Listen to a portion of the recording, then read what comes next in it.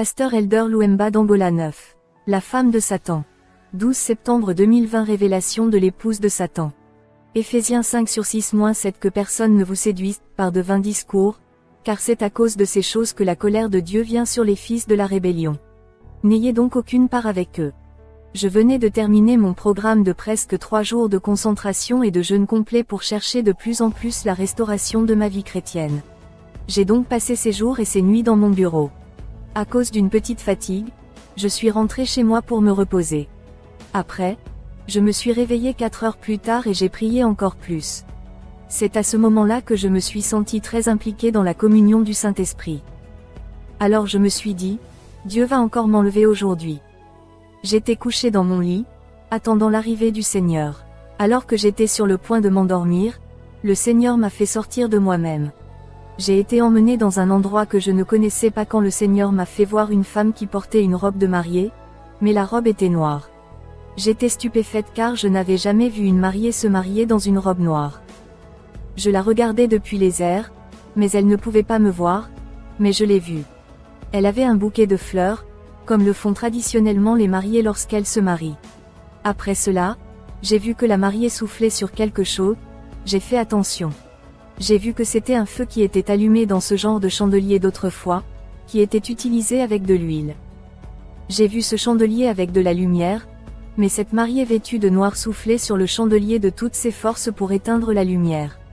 Quelque temps plus tard, j'ai vu que le feu et le chandelier semblaient s'éteindre, mais ils ne s'éteignaient pas complètement. La Bible dit dans Matthieu 5h14-16 Vous êtes la lumière du monde.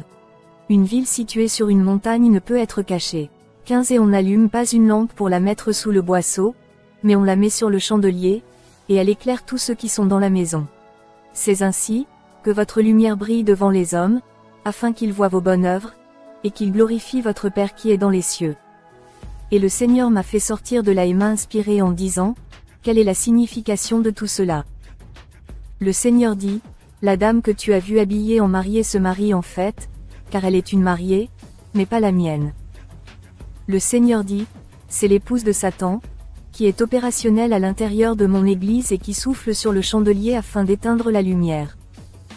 J'ai été stupéfait par cette révélation, car je n'avais jamais entendu dire que le diable avait une épouse comme l'agneau de Dieu. Je ne savais pas qu'à l'intérieur de l'église il y avait aussi une épouse de Satan. Cette épouse de Satan est à l'œuvre pour éteindre la lumière et le feu de l'épouse du Christ qui se prépare pour le banquet de l'agneau. Le Seigneur m'a dit encore, le feu et la lampe qui sont dans l'épouse du Christ, c'est le Saint-Esprit et l'Église et la lumière du monde. Le but de cette épouse de Satan est d'éteindre la lumière qui est dans mon époux. Pendant de nombreuses années, cette épouse de Satan a éteint la lumière dans de nombreux hommes et femmes par des propositions et des invitations au péché.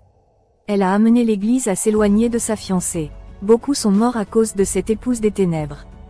Le Seigneur m'a dit comment identifier l'épouse de Satan à l'intérieur des églises.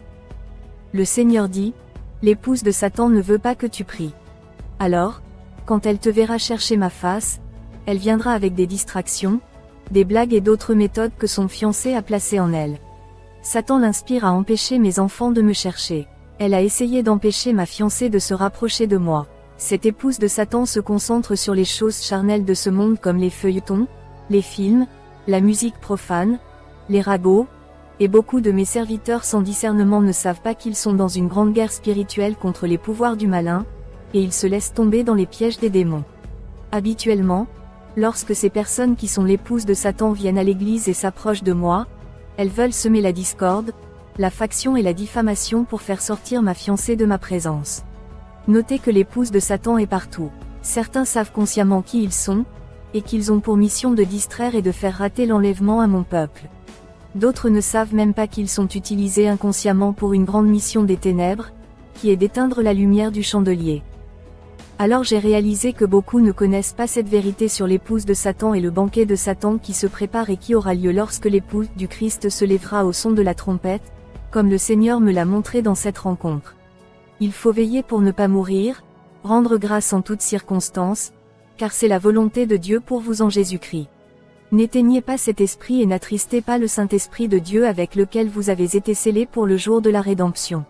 Jésus vient et les choses se produiront très bientôt et en un clin d'œil. Lavons nos vêtements et purifions nos cœurs. Le Seigneur dit, l'épouse de Satan est dans l'église. Mon peuple, comment vais-je vous épouser si vous avez déjà un fiancé?